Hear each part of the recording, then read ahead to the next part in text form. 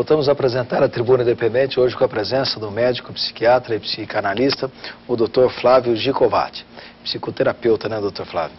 Ele está acompanhado hoje da Fernanda Rizzo de Leone, que é a coordenadora... Não é nada pessoal contra a psicanálise, não. É que, como eu não...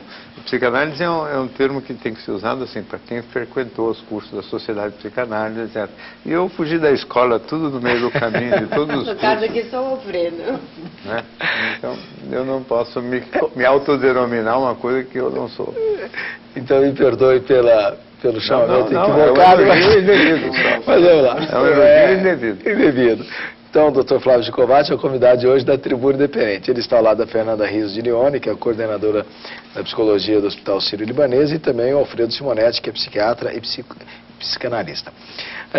Doutor, a Vera Lúcia Lemos, de Jundiaí, ela pergunta para o senhor o seguinte: ela participou pelo telefone 0 operador 17 3355 8432, perguntando quais as raízes biológicas do medo.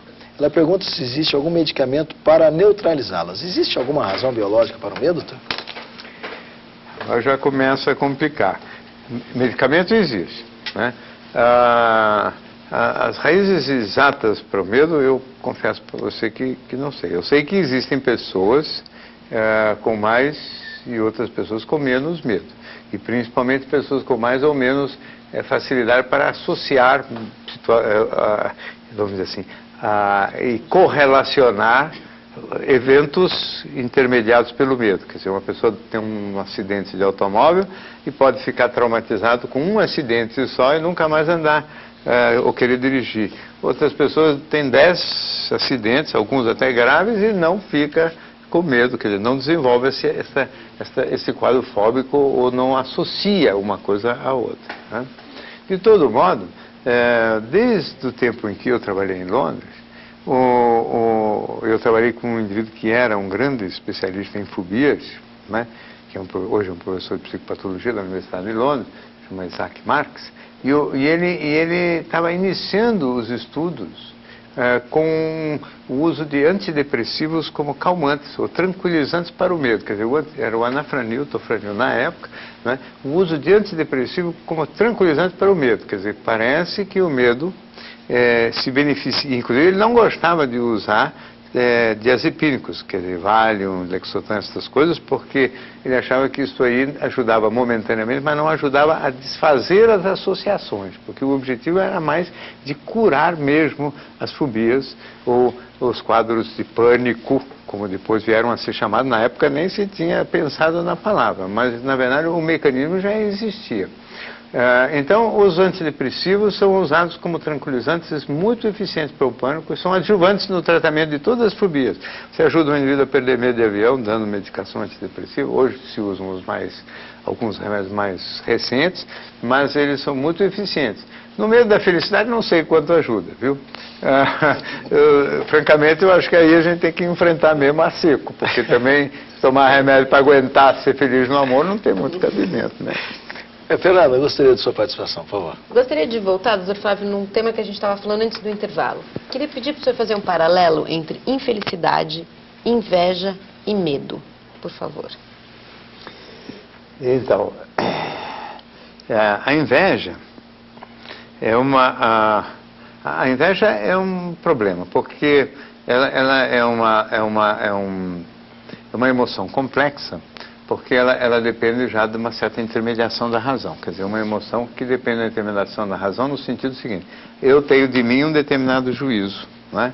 Eu vejo uma outra pessoa e tenho dela um outro juízo. Se eu achar que esta outra pessoa tem determinadas coisas que eu gostaria muito de ter e não tenho, ou beleza, ou riqueza, ou inteligência, e se eu for uma pessoa que não tenha bom domínio sobre mim mesmo e sobre as circunstâncias nas quais eu vivo, e sobre até um certo avanço moral também, eu vou desenvolver uma hostilidade agressiva, como se as qualidades daquela pessoa me ofendessem e eu reajo a esta ofensa de uma maneira agressiva. Então, ao invés de ser uma espécie de reação agressiva contra uma ação agressiva que nem houve, e cuja única verdadeira ação é o fato da pessoa existir e ser como é, e de um jeito que eu acho que é melhor do que o meu, né?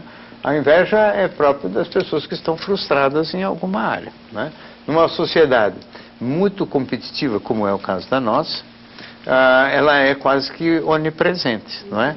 Infelizmente, é uma das coisas que eu insisto muito no meu livro, é na necessidade da gente trabalhar a respeito da diferença entre felicidades democráticas e felicidades aristocráticas, não é?